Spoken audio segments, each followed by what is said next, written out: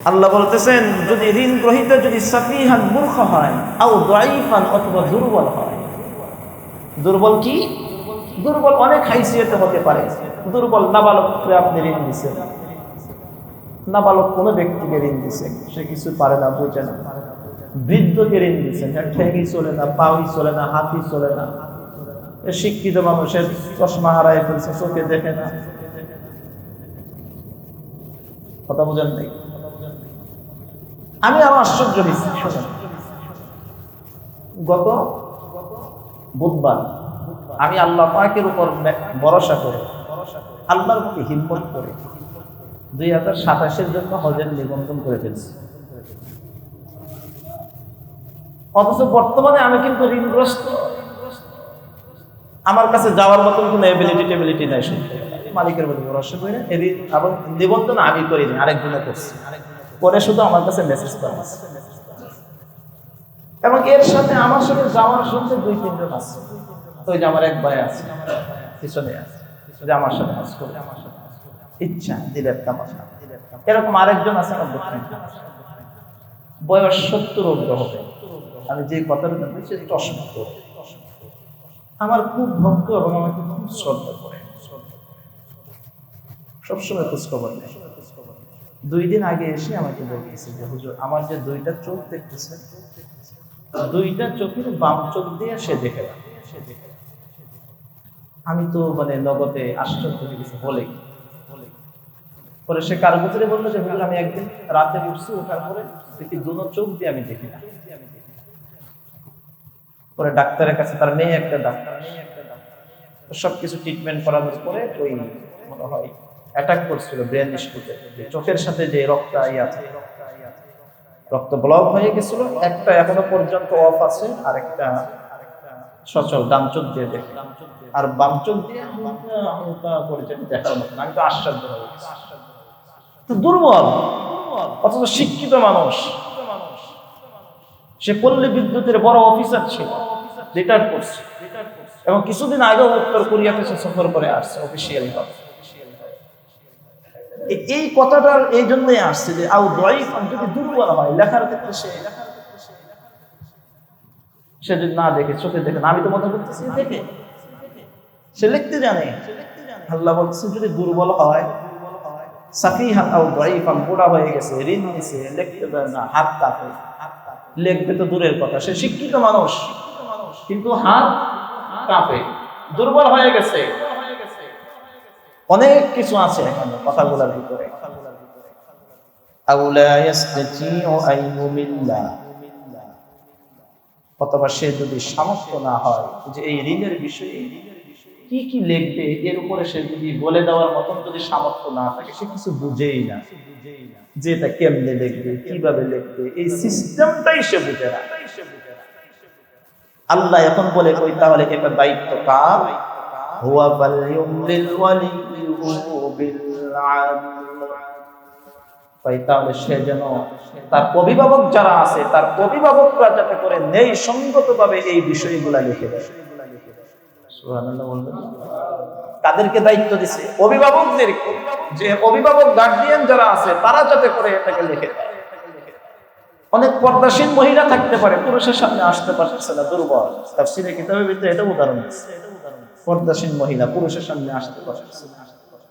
তাহলে এই পুরুষের, এই মহিলার কোন অভিভাবক যাতে করে এই বিষয়টা বিল আদল, আল্লাহ এখানে আদল শব্দ ব্যবহার করেছেন, যে এই লেখার ক্ষেত্রেও যাতে করে সয়নয় না হয়, নেই সঙ্গতভাবে ইনসাফের সাথে যাতে করে বিষয়টা লিখে দেয়। কত সেনসিটিভ লেনদেনের ক্ষেত্রে আল্লাহ তাআলা, কারণ এটা তো বান্দার হক। এটা কার হক ভাই বলেন না? এটা কার হক? বান্দার হক। আমি আপনার কাছ থেকে 10 টাকা ঋণ নিচ্ছি, আমি যদি মারা যাই, আমার কাছে যদি ডকুমেন্ট না থাকে, লিখিত যদি না থাকে, তাহলে আমার পরিবার কিভাবে পরিশোধ করবে? আর আপনি যদি অন্যায়ভাবে গিয়ে যদি আমার পরিবারের উপর গিয়ে যদি বলেন আমি 20 টাকা পাই, অথচ আপনার সাথে আমার জীবনে লেনদেন হয়নি, আপনি তো এটা বলতেও পারেন। ডকুমেন্ট, মরণের কথা চিন্তা করে হলেও হকুল ইবাদ আল্লাহ তাআলা আল্লাহর হক যা আছে আল্লাহ মাফ করে দিবে, কিন্তু বান্দার হক ততক্ষণ পর্যন্ত মাফ করবে না যতক্ষণ বান্দা নিজে মাফ না করে। যতক্ষণ বান্দা নিজে মাফ না করে ততক্ষণ পর্যন্ত কি হবে না, মাফ হবে না। এই জন্য বান্দার হকের বিষয়ে আল্লাহ তাআলা একের পরে এক কঠিন গাইডলাইন দিচ্ছেন। নিজে পারে না তাহলে অভিভাবকরা এটা দেখে দিন। আচ্ছা, পরে এখনো শেষ হয়নি। ওয়াস্তাশহিদু শাহীদাইনি মিন রিজালিকুম, আল্লাহ বলেন তোমরা লেখার ক্ষেত্রে, এই লেনদেন করার ক্ষেত্রে, ওয়াস্তাশহিদু শাহীদাইনি মিন রিজালিকুম, তোমাদের পুরুষদের মধ্য থেকে দুইজন সাক্ষী রেখে দাও। সুবহানাল্লাহ। কয়জন? দুইজন পুরুষের মধ্য থেকে তোমরা দুইজন পুরুষকে কি রাখো? সাক্ষী হিসেবে রাখো যে এই লেনদেন হয়েছে, এই লেনদেন হয়েছে, সুতরাং সাক্ষী হিসেবে রেখে দাও।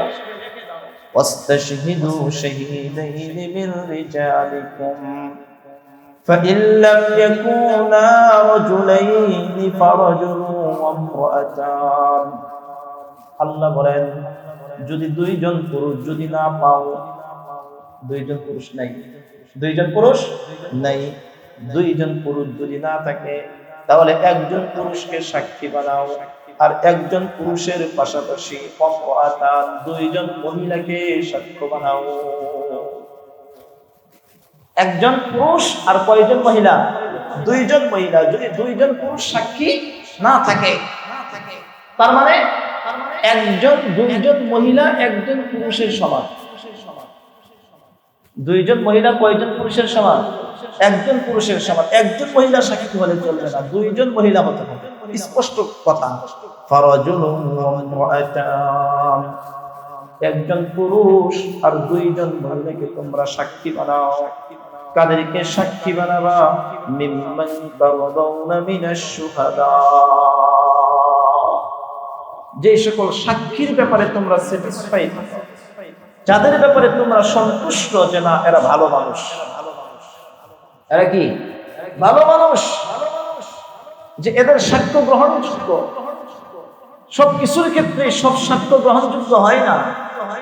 আল্লাহ বলেন যে সাক্ষীগুলোর ব্যাপারে তুমি সন্তুষ্ট হও, স্যাটিসফাই হও, ওই সাক্ষী, ওই মানুষগুলোকে তুমি কি বানাও? সাক্ষী বানাও। ওই মানুষগুলোকে তুমি সাক্ষী হিসেবে রাখো।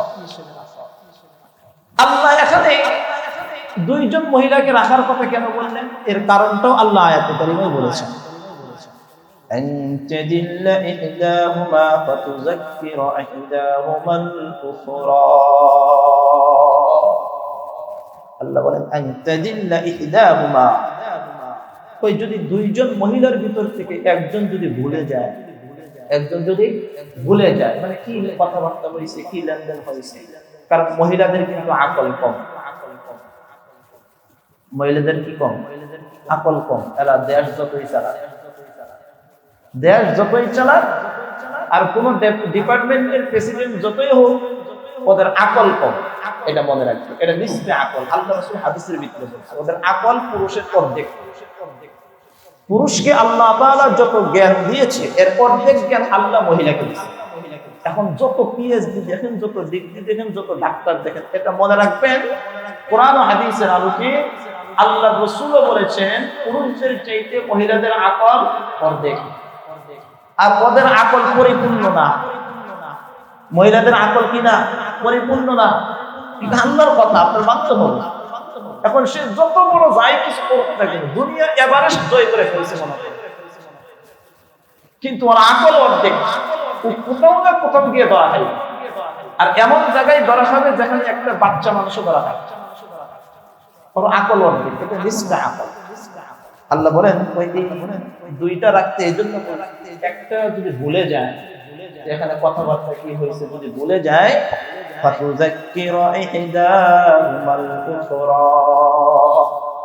আরেকজনে তা স্মরণ করে দিবে, এই কি করতেছো, ভুল করতেছো, কথা তো এটা ছিল না, কথা ছিল এটা, স্মরণ করে দিবে। এখন সাক্ষী রাখলেন লেনদেনের ক্ষেত্রে, সবকিছু রাখলেন। এখন প্যাচ লাগছে মনে করেন, এখন সাক্ষী কারা? সাক্ষীকে আপনি ডাকলেন, এখন সাক্ষী মনে মনে বলতেছে যে সর্বনাশ। আলহামদুলিল্লাহ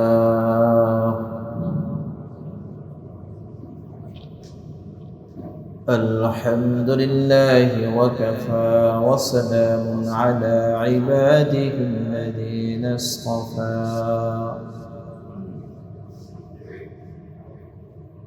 أما بعد فأعوذ بالله من الشيطان الرجيم.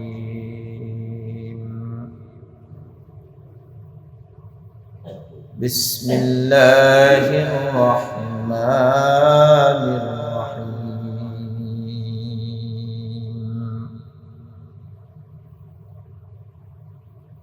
يا أيها الذين آمنوا إذا تداينتم بدين إلى أجل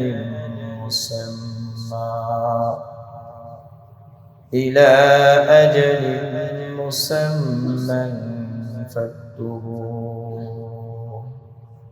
وليكتب بينكم كاتب بالعدل ولا يأب كاتب أن يكتب كما علمه الله فليكتب.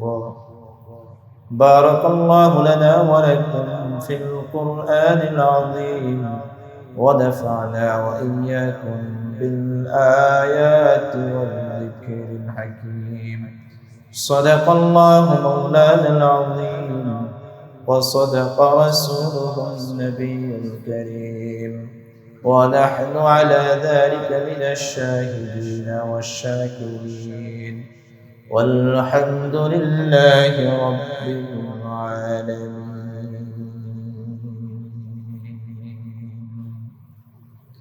شكر محبة شكر زمن خلد إبراهيم عليه. اللهم صل على محمد وعلى آل محمد كما صليت على إبراهيم وعلى آل إبراهيم إنك حميد مجيد. اللهم بارك على محمد وعلى آل محمد كما باركت على إبراهيم وعلى آل إبراهيم إنك حميد مجيد. سبحانك لا علم لنا إلا ما علمتنا إنك أنت العليم الحكيم. رب زدني علما رب زدني علما رب زدني علما رب يسر ولا تعسر وتمم بالخير.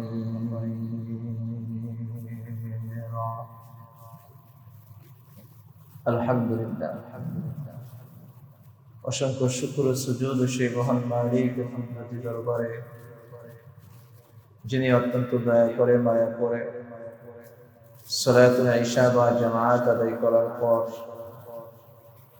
দুনিয়ার হাজারো ব্যস্ততা থেকে মুক্ত করে কোরআনের মহাব্বতে যে মহান মালিক আপনাকে আমাকে কোরআনে কারীমের দরসে বসার তৌফিক দান করেছেন, কোরআনের কিছু কথা বলা এবং শোনার তৌফিক দান করেছেন, সেজন্য সেই মহান মালিকের কুদরতি দরবারে জবান খুলে কালিমাতুশ শুকরিয়া আদায় করি, বলি আলহামদুলিল্লাহ। মুহতারাম হাজিরিন, সূরাতুল বাকারার শেষের দিকে এসে আল্লাহ তাআলা মানব জীবনের অনেক খুঁটিনাটি বিষয় তুলে ধরেছেন। ইসলামের সৌন্দর্যতা কোরআনে কারীম থেকে এই সকল আয়াতগুলোর থেকে প্রকাশ পায় যে ইসলাম কত সুন্দর। আল্লাহ তাআলা যে বলেছেন ইন্নাদ দীনা ইনদাল্লাহিল ইসলাম, যে ইসলাম হলো মনোনীত ধর্ম। এই সকল আয়াতে কারীমা থেকে বোঝা যায় এমন কোন সাইট নাই, এমন কোন বিষয় নাই যে বিষয়গুলো নিয়ে আল্লাহ তাআলা কোরআনে কারীমে বলেন নাই। আজকে যে আয়াতে কারীমা তিলাওয়াত করেছি কোরআনে কারীমের সবচেয়ে সর্ববৃহৎ একটা আয়াতে কারীমা, এর চাইতে বড় আয়াতে কারীমা নেই। অর্থাৎ একটা আয়াতে কারীমাই এক পৃষ্ঠা। সূরাতুল বাকারার 282 নম্বর আয়াতে কারীমা, এটা পুরা কোরআনে কারীমে একটা পৃষ্ঠা মিলে একটা আয়াত। সুবহানাল্লাহ, সুবহানাল্লাহ।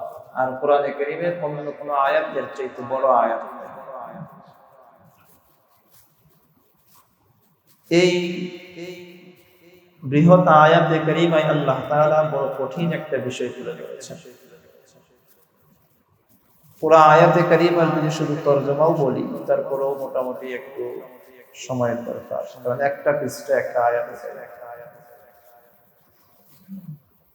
তারপরেও শেষ করার নিয়ত আছে ইনশাআল্লাহ, আপনারা যদি সময় দেন, আল্লাহ যদি আমাদেরকে তৌফিক দেয় ইনশাআল্লাহ। তবে এটা আমাদের জন্য খুবই গুরুত্বপূর্ণ বিষয়। দেখেন, আমরা দুনিয়াতে চলতে গেলে আমরা একজন আরেকজনের কাছ থেকে ঋণ নিই, ঋণ নিতে হয়। এর আগের আয়াতে কারীমায় কিন্তু আল্লাহ তাআলা সুদের কথা বলেছেন। প্রায় 3 সপ্তাহ যাবৎ সুদের আলোচনা হয়েছে, জুমা শনিবার মিলে।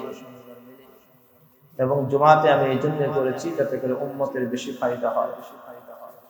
আল্লাহ তাআলা এর দ্বারা যাকে হেদায়েত দেওয়ার তাকে হেদায়েত দিবেন, আর যাকে হেদায়েত দেওয়ার না তাকে হেদায়েত দিবেন, তাই না? কিন্তু আমার চেষ্টা ছিল সবাই যাতে করে কোরআনের কথাটা শুনতে পারে, এই জন্য জুমার সময়ও আল তাফসীর। তবে অনেকের অনেক অজানা বিষয় জানা হয়েছে, এটা নিশ্চিত। আলোচনার দ্বারা অনেক অজানা বিষয় জানা হয়েছে, এটা নিশ্চিত। এটা হেদায়েতের মালিক কে? বলেন, হেদায়েতের মালিক কে? আল্লাহ। কিন্তু অজানা বিষয় জানছে, এর ভিতরে কোনো কি নেই, সন্দেহ নেই। আজকে আরেকটা অজানা বিষয় আমরা জানি, আল্লাহ তাআলা এটা কোরআনে কারীমের ভিতরে বলেছেন। দেখেন, আপনি আর আমি যে লেনদেন করি, ঋণ নেই, ঋণ নেওয়ার বিধান কি হবে, সৌন্দর্যতা কি হবে, ঋণ দেওয়ার সৌন্দর্যতা কি হবে, আল্লাহ তাআলা এই আয়াতে কারীমে তুলে ধরেছেন। চিন্তা করেন যে আপনার আর আমার খুঁটিনাটি বিষয়। আল্লাহ কি বলতেছেন? আল্লাহ বলেন, আমাদেরকে ডাক দিয়েছেন এখানে, ইয়া আইয়ুহাল্লাযীনা আমানু ইযা তাদায়ানতুম বিদাইনিন ইলা আজালিন মুসাম্মা। হে ঈমানদারেরা, ইযা তাদায়ানতুম বিদাইনিন, যখন তোমরা ঋণের মাধ্যমে পরস্পর লেনদেন করো, ইলা আজালিন মুসাম্মা, নির্দিষ্ট মেয়াদকালে, কি নির্দিষ্ট মেয়াদকালে যখন তোমরা ঋণ নিয়ে পরস্পর লেনদেন করো। আমি আপনার কাছ থেকে 500 টাকা ঋণ নিলাম নির্দিষ্ট মেয়াদে, 1 মাসের জন্য, 15 দিনের জন্য, 20 দিনের জন্য। আল্লাহ বলেন, তাহলে এই ঋণ দেওয়ার বিধান কি হবে? ফাকতুবু, তাহলে তোমরা এই বিষয়টা লিখে দাও। সুবহানাল্লাহ বলবেন না? বিষয়টা কি রাখো? লিখে রাখো। তোমরা একটা চুক্তিপত্রে একটা লিখে রাখো। এটা তো আমাদের সচরাচর নিয়ম তো আছে, ব্যাংকের থেকে আপনি নিতে চান, কিন্তু ব্যাংকে যান, প্রতিষ্ঠান থেকে নিতে চান, আছে। কিন্তু আপনার আর আমার ভিতরে আছে কি? আপনার আর আমার ভিতরে নাই। আপনি আমাকে 20 টাকা দিচ্ছেন, আপনি আমাকে 30 টাকা দিচ্ছেন, আপনার আর আমার মধ্যে আছে। প্রাতিষ্ঠানিক তো তারা বিভিন্ন রকম বাঁচার জন্য তারা এটা সিস্টেম করে রাখছে যে একজন অফিসার আরেকজন চেঞ্জ হয়, সে হয় ডকুমেন্ট। প্রাতিষ্ঠানিক তো ডকুমেন্ট আকারে হিসেবে রেখে দেওয়ার জন্য তারা এটা সিস্টেম ফলো করে। কিন্তু আপনার আর আমার ব্যক্তিগত সিস্টেম। আমি মাদ্রাসার কাজ করতে গিয়ে, বিশাল বড় কাজ, এখানে যারা আছেন অনেকে জানেন, আমি কিছু মানুষের কাছ থেকে কর্জে হাসানা দিচ্ছি, আমাকে একবারও বলে নাই, কিন্তু আমি আমার মাদ্রাসার পেজে সম্পূর্ণরূপে লিখে রাখছি, আমি লিখে রাখছি এবং আমি আমার অফিসে রেখে দিচ্ছি, পুরাটাই আমার হাতে দিচ্ছি। একবার জিজ্ঞাসা করবে না, বলবেও না, কিন্তু আমি আমার জায়গা থেকে লিখে রাখছি। কেন? এটা আল্লাহ তাআলার আদেশ, এর ভিতরে বরকত পাবে। এখন আপনার আর আমার সমস্যা হলো কোথায় দেখেন, আপনি যদি আমাকে ঋণ দেন, আপনি যদি আমাকে বলেন যে হুজুর লিখে রাখেন, তখন আমি আপনার প্রতি নেগেটিভ চিন্তা করি যে আপনি কি আমাকে অবিশ্বাস করেন। কি ভাই, বিষয়টা এটা না? আপনার আর আমার কথা হবে কি যে আপনি কি আমাকে অবিশ্বাস করেন, আপনার কাছ থেকে টাকা নিবই না। অথচ সৌন্দর্যটা হলো আল্লাহ তাআলার বিধান তুমি লিখে রাখো। কি রাখো? লিখে রাখো। তাহলে এক নম্বর বিষয় কি হইলাম, আপনি আর আমি যখন কাউকে কোনো ঋণ দিব তখন কি করব? লিখে রাখবো। আচ্ছা, লেখার ক্ষেত্রে কি বিধান? ওয়ালিয়াকতুব বাইনাকুম কাতিবুন বিল আদল। আল্লাহ বলেন সে যেন লিখে নেয় বাইনাকুম পরস্পরের মাঝে, অর্থাৎ ঋণ গ্রহীতা আর ঋণ দাতা উভয়ের মাঝে যাতে করে লিখে দেয় কাতিবুন বিল আদল। একজন কাতেব, একজন লেখক যাতে করে পরস্পরের মাঝে এটা লিখে দেয় বিল আদল, ন্যায় ইনসাফ সহকারে, ন্যায়ের সাথে যাতে করে একজন কাতেব একজন লেখক এই বিষয়টা লিখে দেয় যে এই বিষয়টা লেখা হয়েছে এত টাকা এত টাকা এত টাকা এত মেয়াদে। কেন? আল্লাহ এখন কাতেবকেও বলতেছেন, কাতেব মানে লেখক। কাতেব শব্দের অর্থ কি? লেখক। এখন কেউ যদি লিখে যদি না দিতে চাই, লেখক কেরানি যদি অস্বীকার করে যে এগুলোর ভিতরে আমি নাই, এগুলোর ভিতরে আমি নাই, আল্লাহ এখন লেখককে বলতেছে ৩ নম্বর বিষয়, ওয়ালা ইয়াবা কাতিবুন আন ইয়াকতুবা।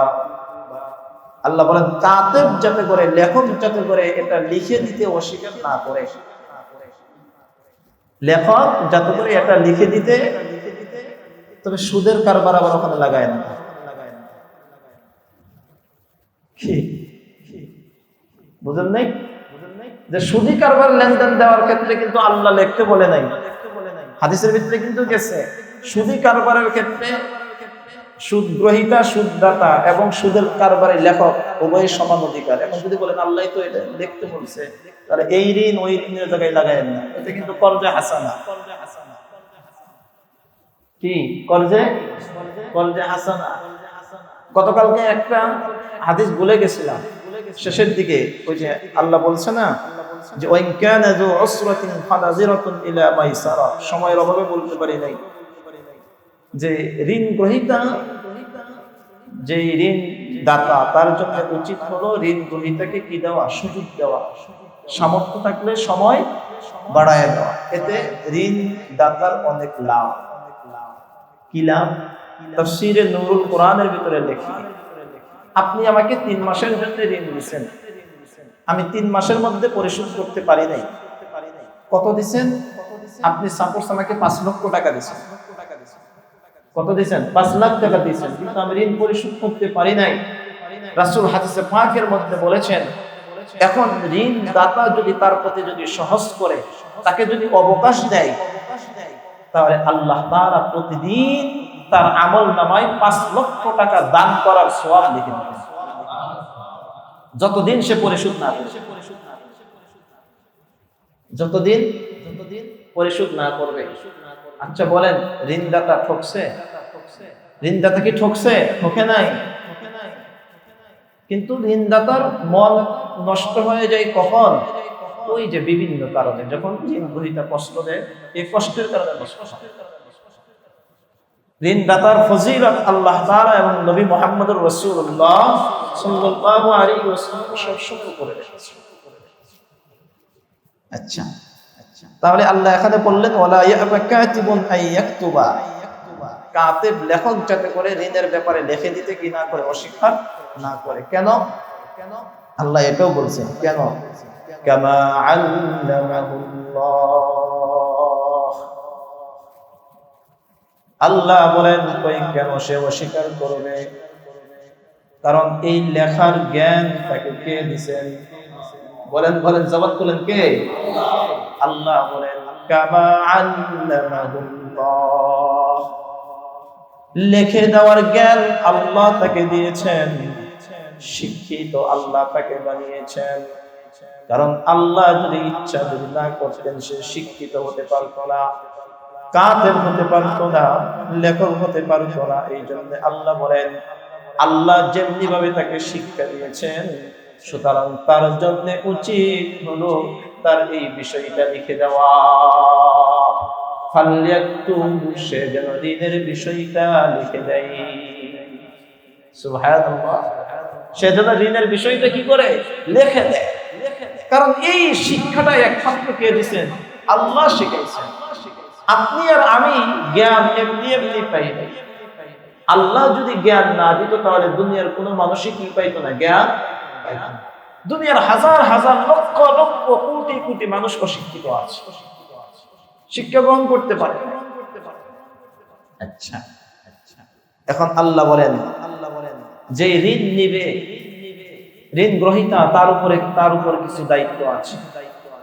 وَلْيُمْلِلِ الَّذِي عَلَيْهِ الْحَقُّ وَلْيَتَّقِ اللَّهَ رَبَّهُ وَلَا يَبْخَسْ مِنْهُ شَيْئًا।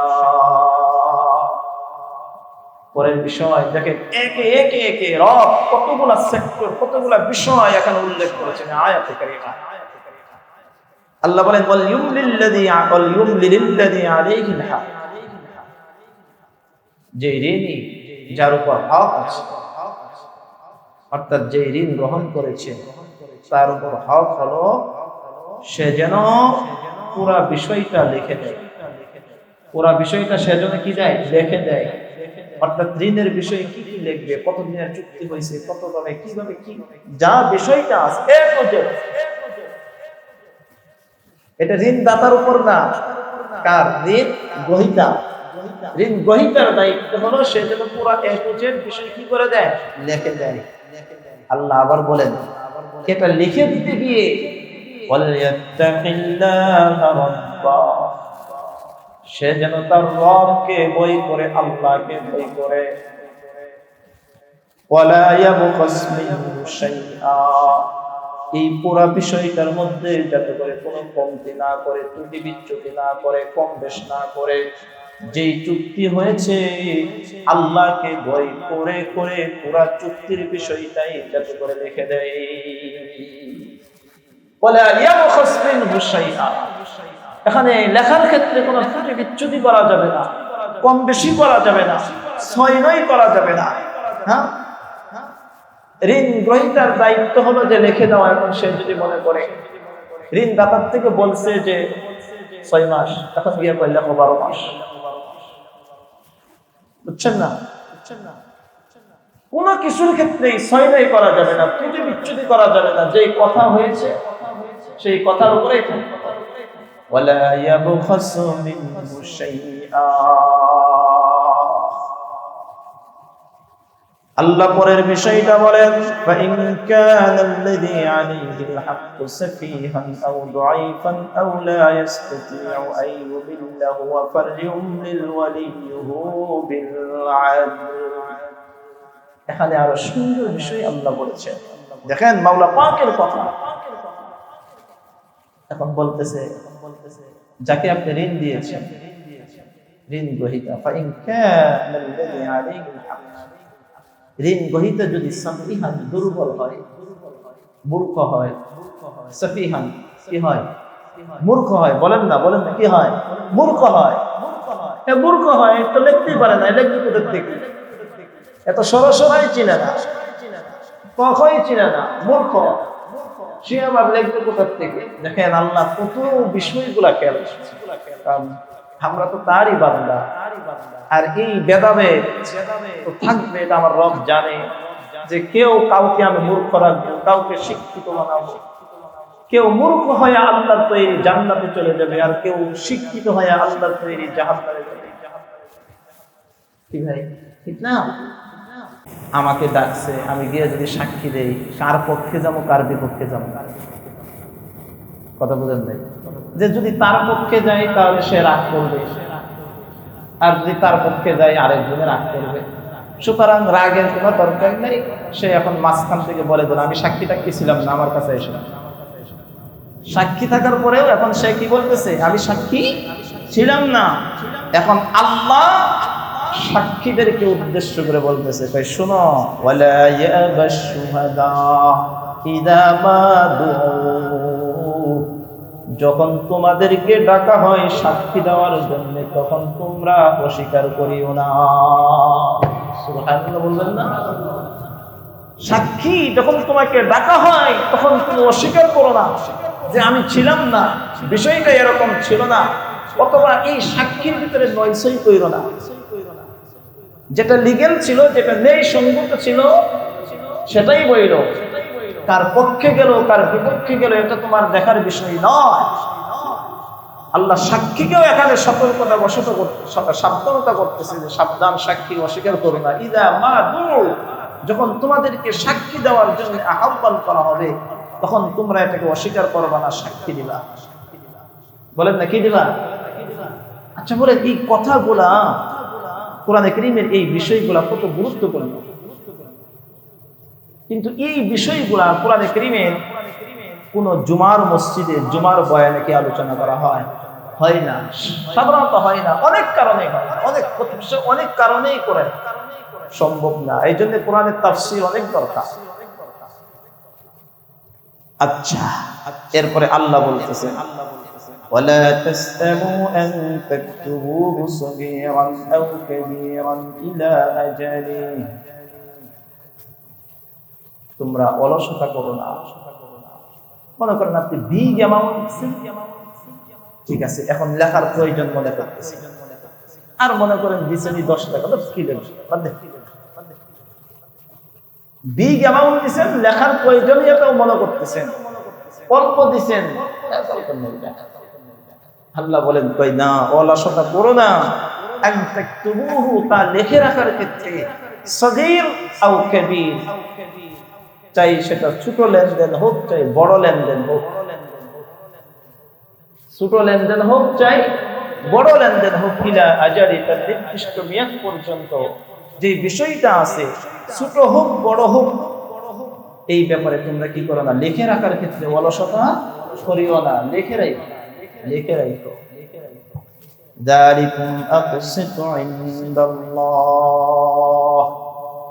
এটাই আল্লাহ তাআলার কাছে সম্মত ইনসাফপূর্ণ। আল্লাহ বলেন, এতক্ষণ আমি যে বিষয়গুলা বললাম, 1 নম্বর বিষয় বলেছি, তোমরা লেনদেনের ক্ষেত্রে একজন আরেকজনের লেনদেন সম্পর্কে লিখে রাখবে, ঋণগুলা লিখে রাখবে, সাক্ষী রাখবা। সাক্ষীর ক্ষেত্রে 2 জন পুরুষ অথবা 1 জন পুরুষ 2 জন মহিলা। সাক্ষীকে আল্লাহ বললেন কেউ অস্বীকার করবা না সাক্ষী দেওয়ার সময়। এই যে যাবতীয় বিষয়গুলা আল্লাহ তাআলা আমাদের সামনে বললেন, আল্লাহ এখন বলেন, যালিকুম আকসিতু ইনদাল্লাহ, এটাই হলো ন্যায় সম্মত ইনসাফপূর্ণ বিষয়। ওয়া আকওয়ামু লিশ-শাহাদা, আর সাক্ষ্যের জন্য দৃঢ়তাপূর্ণ, সাক্ষ্যের জন্যও এটা দৃঢ়তাপূর্ণ, এর ভিতরে কোনো কমতি নেই। ওয়া আদিনা আল্লা তারতাবু, আর এই ব্যাপারে যদি এই বিষয়গুলো যদি ফলো করা হয় তাহলে এই বিষয়ের ক্ষেত্রে কোনো সন্দেহ থাকবে না। সুবহানাল্লাহ বলবেন না? এই বিষয়ের ক্ষেত্রে কি থাকবে না? সন্দেহ থাকবে না। কোনো সন্দেহ এসে শয়তান এসে ধোঁকা দিতে পারবে না। আপনি লেখেন নাই ঠিক আছে, কিন্তু শয়তান আপনার ওই বাইরে যদি আমার টিয়ারি বাইরে দেয়, বুঝছেন না? যদি টিয়ারি দিলে আমার না বাইরে দেয়, আল্লাহ আমি মরে যাই, টিয়ারি না পাই।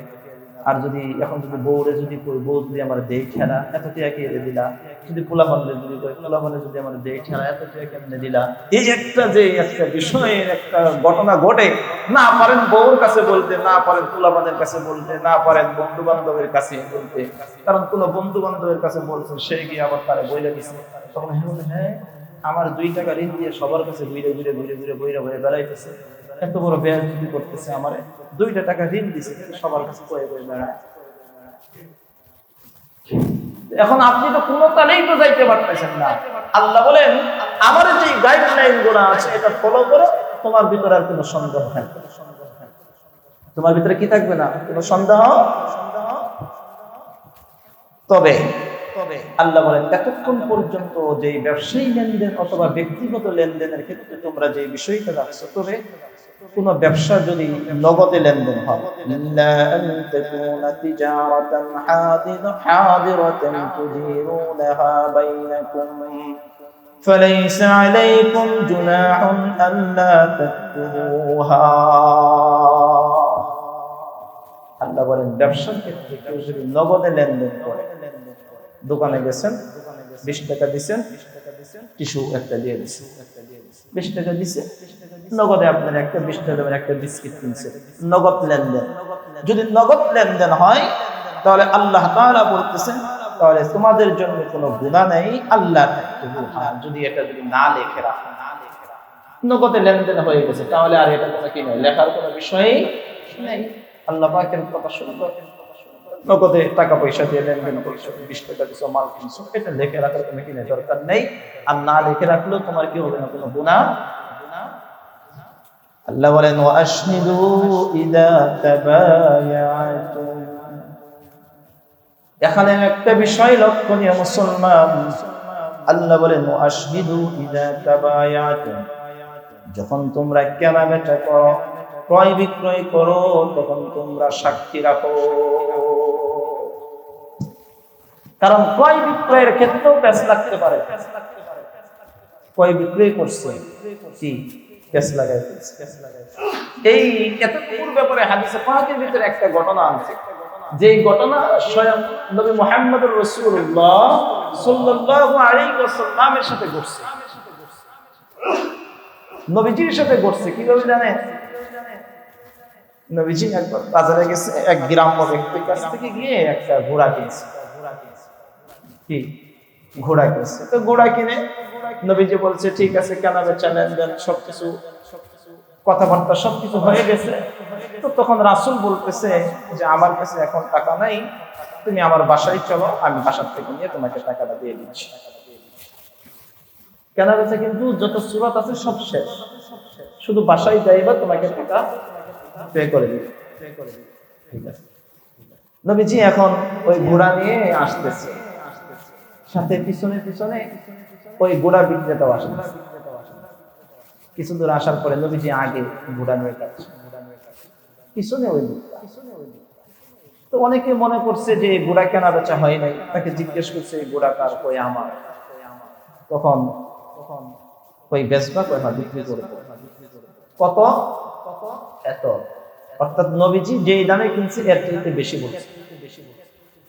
নবীজি যেই দামে কিনছে এর চাইতে বেশি বলছে। এখন এই গ্রাম্য ব্যক্তিরা পিছন দিক থেকে আল্লাহর রাসূলকে ডাকে, কয় দাঁড়ান, কয় আপনি কি ঘোড়া নেবেন? কয় হ্যাঁ, কেনা বেচা তো শেষ, দিছি তো। কয় না, কয় যদি নেন তাহলে এখন টাকা দেন, তা নাহলে অন্য জায়গায় বিক্রি করে দিন। যদি নেন তাহলে এখন টাকা দেন। অথচ আল্লাহর রাসূল কিন্তু বলছে যে আমি বাসা পর্যন্ত যাবো, ওখান থেকে টাকা দেব। বেশি পাইছে, সুর চেঞ্জ হয়ে গেছে। সুর কি হয়ে গেছে? চেঞ্জ হয়ে গেছে, যে টাকা এখন দেন, তা নয় বাস খালাস। আল্লাহ রাসূল তখন বলতেছে যে ভাই, তোমার সাথে তো আমার কেনা বেচা শেষ, তুমি তো আমার কাছে বিক্রি করে ফেলছো, আমি কিনেছি, তারপরও তুমি এরকম করতেছো কেন? এক কথায় দুই কথায় মোটামুটি মানুষ কিছু জমা হয়েছে। লোকটা গ্রাম্য হলেও কিছু চালাক প্রকৃতির ছিল। এই লোকটা এখন বলে, আচ্ছা আমি যে আপনার সাথে যে লেনদেন করছি, আমি যে আপনার সাথে লেনদেন করছি, সাক্ষী দিন, সাক্ষী দিন।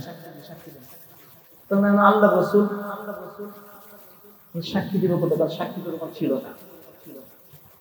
তো সবাই যখন সাক্ষী চাই, তখন আশপাশে যারা জড়ো হইতো, তখন সবাই তো মুহাম্মদুর রাসূলুল্লাহ সাল্লাল্লাহু আলাইহি ওয়াসাল্লামকে চিনছে। তখন তারা বলতেছে, তুমি কি জানো ইনি কে? ইনি হলেন মুহাম্মদুর রাসূলুল্লাহ সাল্লাল্লাহু আলাইহি ওয়াসাল্লাম। তিনি কখনোই মিথ্যা কথা বলেন না, যা বলে সত্য বলে, যা বলে সত্য বলে। এখন হ্যাঁ তো গাওরা প্রকৃতি, কই আমি এত কিছু বুঝি না, যদি লেনদেন হয়ে থাকে সাক্ষী দিতে বলেন। যদি লেনদেন হয়ে থাকে তাহলে কি দিতে বলেন?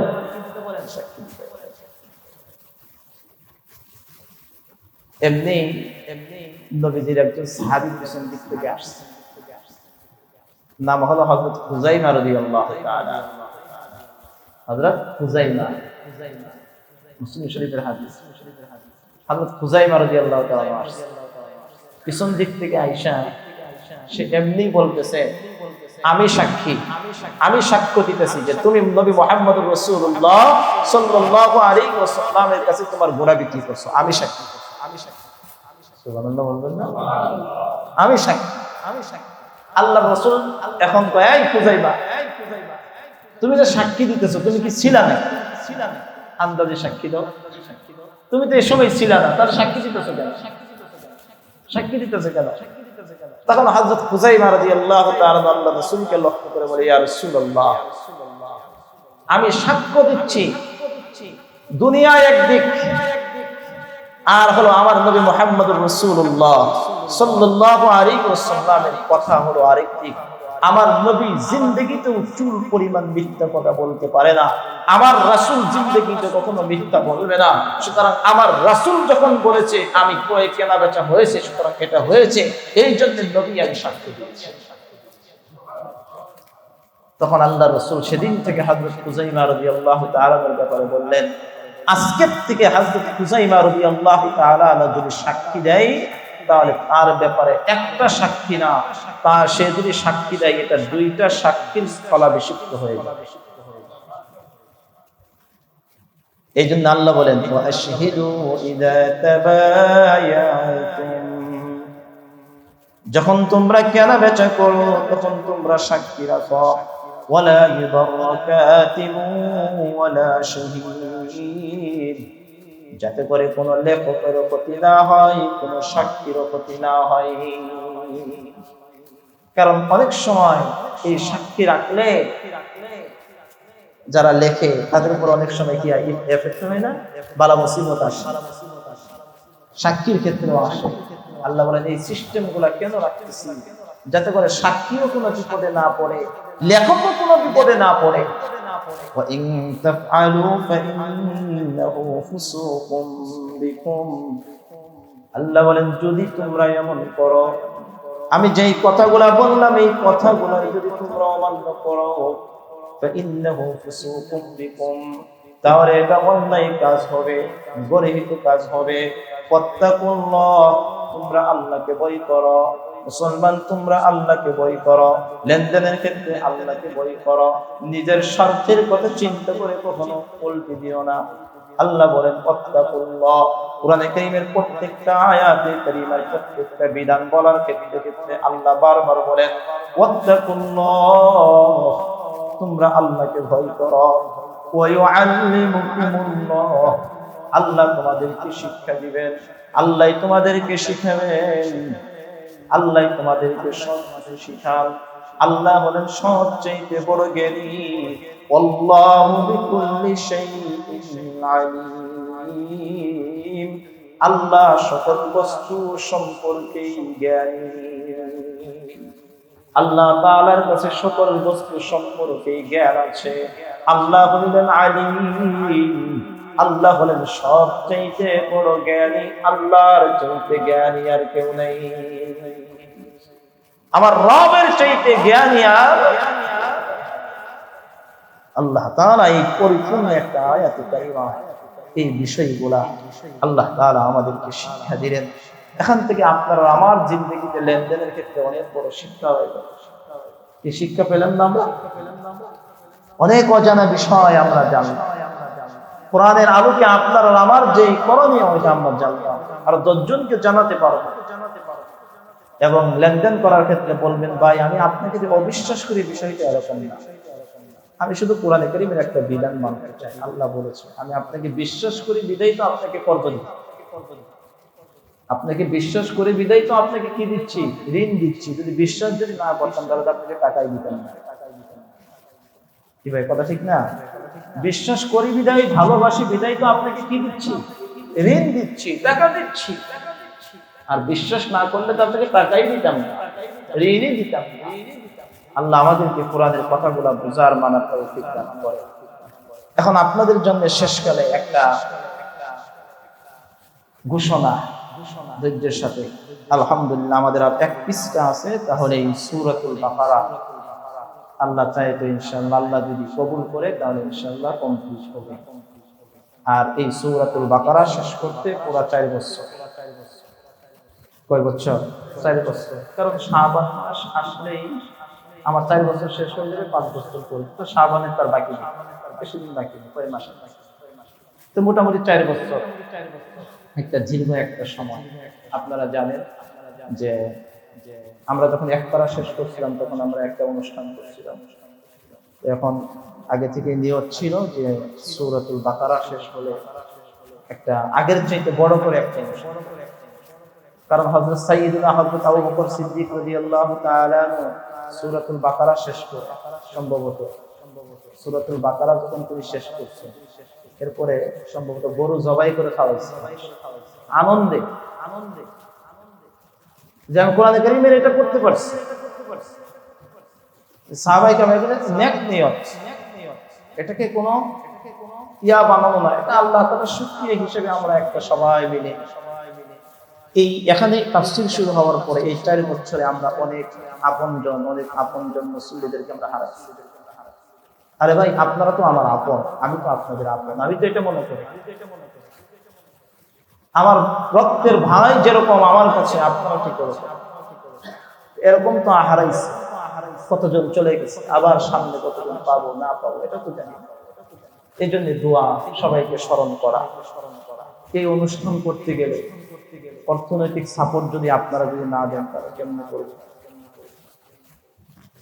কি ভাইজান, ঠিক না? সাপোর্ট দিতে হবে না? কোরআনে কারীমের ভিতরে আসছে তাআওয়ানু আলাল বিররি ওয়াত তাকওয়া, নেক কাজে পরস্পর কি করো? সহযোগিতা করো। এমনকি আপনারা কি সাপোর্ট দিতে কি রাজি আছেন না ইনশাআল্লাহ? আওয়াজ ছোট হয়ে গেল, আর রাজি আছেন না ইনশাআল্লাহ? তাহলে আমি এখানে আবার গতকালকে আমাদের ম্যানেজিং কমিটির জমার উপরে একটা মিটিং হয়েছে, আপনারা শুনছেন, মাইকে কিন্তু অ্যালাউন্স করছিল যে আপনারা বসেন এই বিষয়টার জন্য। তো আলহামদুলিল্লাহ আমরা একটা সিদ্ধান্তে গেছি যে আগামী 22 তারিখ, আগামী মাসে 22 তারিখ আমরা অনুষ্ঠানটা করার একটা খেয়াল করছি। এবং গতবার যেরকম ছিল দোয়ার পরে সবাইকে একটু সবার এটা না হইলে কেমন কেমন দেখা যায়, তো সবকিছু মিলে একটা একটু তবারক এবং দোয়ার আয়োজন করা, মুরব্বীরা আসবে এবং আশপাশের প্রচার, তো সবকিছু মিলিয়ে দিলে 22 তারিখ নির্ধারণ করা হয়েছে। আর এটা শেষ হইতেও তো আমার আরো 1-2 সপ্তাহ লাগতে পারে। তো এই জন্যে কমিটির তরফ থেকে অর্থনৈতিকভাবে ওনাদের সাপোর্ট থাকবে, পাশাপাশি আপনাদের সাপোর্টও দরকার। কারণ একেবারে একটা অনুষ্ঠান, বিগত বছরের যে অনুষ্ঠানটা করছিলাম প্রায় 1,60,000 টাকার মতো খরচ হয়েছে। এটা আপনারাই দিচ্ছেন, এটা আমার টাকাও দেয়নি, আপনারাই দিচ্ছেন, সবকিছু মিলিয়ে দিলে আপনাদের মধ্য থেকে আসছে।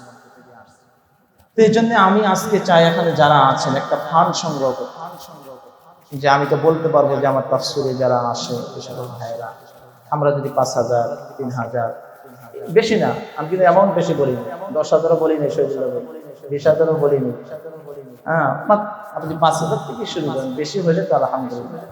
তো এই জন্যে আমার খাদেম সাহেবরা আছেন, একটা খাতা কলম নেন, দেখি এখানে একটা ফান্ড দেখি, আল্লাহ তাদের বরকত দেন। আবার 100 বাড়াইলেন কে? محمد وعلى آل محمد كما صليت على إبراهيم وعلى آل إبراهيم إنك حميد مجيد. اللهم بارك على محمد وعلى آل محمد كما باركت على إبراهيم وعلى آل إبراهيم إنك حميد مجيد. الحمد لله رب العالمين، والصلاة والسلام على سيد الأنبياء والمرسلين وعلى آله وأصحابه أجمعين. ربنا ظلمنا أنفسنا وإن لم تغفر لنا وترحمنا لنكونن من الخاسرين. ربنا آتنا في الدنيا حسنة وفي الآخرة حسنة وقنا عذاب النار رب ارحمهما كما ربياني صغيرا رب ارحمهما كما ربياني صغيرا ربنا اصرف عنا عذاب جهنم إن عذابها كان غراما إنها ساءت مستقرا ومقاما رب أوزعني أن أشكر نعمتك التي أنعمت علي وعلى والدي وأن أعمل صالحا ترضى وأدخلني برحمتك في عبادك الصالحين الله لا إله إلا هو الحي القيوم ألف لام ميم الله لا إله إلا هو الحي القيوم وعنت الوجوه للحي القيوم يا حي يا قيوم يا حي يا قيوم يا حي يا قيوم برحمتك نستغيث يا الله يا الله يا الله يا أرحم الراحمين يا أرحم الراحمين يا أرحم الراحمين يا راحم المساكين رب العالمين مليك الله আমরা গুনাহগার আল্লাহ তোমার পেয়ারা বান্দাদেরকে নিয়ে হাত উঠাইছে তোমার কোরআনের মহাব্বতে তারা বসেছিল আল্লাহ এই সময়টা তারা দুনিয়ার কাজে লাগাইতে পারত কিন্তু তোমাকে মহাব্বত করে তোমার কালামুল্লাহ শরীফকে মহাব্বত করে আল্লাহ তোমার এই সকল পেয়ারা বান্দাদেরকে নিয়ে তোমার দরবারে দুইটা হাত উঠাইছি আল্লাহ আমরা গুনাহগার গুনাহ করেছি অন্যায় করেছি অপরাধ করেছি আল্লাহ গুনাহ করতে করতে নিজেদের নফসের প্রতি জুলুম করে ফেলেছি তোমার দেওয়া আমানত সাদা কলম থেকে কালো বানিয়ে ফেলেছি আল্লাহ তুমি দয়া মায়া করে এই মুহূর্তে আমাদের প্রত্যেকের জিন্দেগীর গুনাহগুলোকে তুমি মাফ করিয়া দাও আল্লাহ তুমি আমাদেরকে বেগুনাহ মাসুম বানায়া দাও আল্লাহ তুমি নিষ্পাপ বানায়া দাও আল্লাহ আমাদেরকে নিষ্পাপ বানায়া দাও আল্লাহ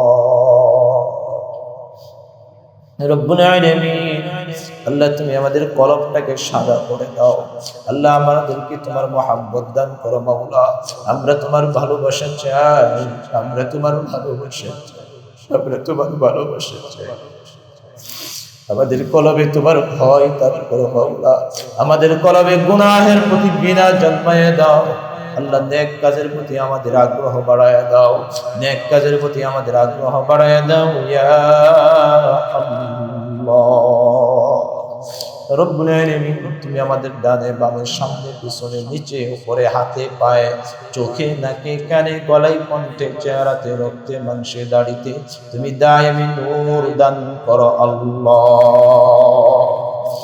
রব্বুল আলামিন আমরা জানি না কে কখন কোন অবস্থায় দুনিয়া থেকে চলে যাব কার হায়াত কতদিন আছে মাওলা কার হায়াত কতদিন আছে তুমি জানো রব্বুল আলামিন তোমার কুদরতি দরবারে দরখাস্ত মাওলা যেদিন হায়াত শেষ হয়ে যাবে মাওলা আল্লাহ তুমি আমাদেরকে ঈমানের সাথে মৃত্যু দিও মাওলা বেঈমান বানায় কবরের জগতে দিও না মাওলা মরণের যন্ত্রণা থেকে তোমার কাছে পানাহ চাই আল্লাহ হঠাৎ মরণ থেকে তোমার কাছে পানাহ চাই গাড়ি অ্যাক্সিডেন্টে মৌত দিও না পানিতে ডুবায় মারিও না আগুনে পোড়ায় মারিও না আল্লাহ গ্যাস্ট্রিক কালচার ক্যান্সার দিয়ে মরণ দিও না কিডনি বাল্ব লিভার লাংস ফুসফুস নষ্ট কইরা মরণ দিও না প্যারালাইসিস বানায় বিছানায় ফালায় রাখো না আল্লাহ মরণ যদি হয় মাহে রমাদানে জুমার দিন আসর থেকে মাগরিবের মধ্যবর্তী সময়ে